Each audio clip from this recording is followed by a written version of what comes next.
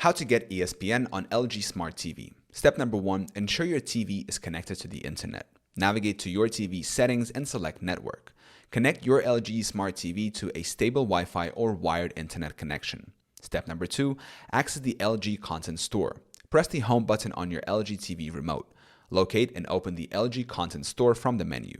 Step number 3, search for the ESPN app. Use the search function in the LG Content Store. Type ESPN in the search bar and locate the app in the results. Step number 4, install the ESPN app.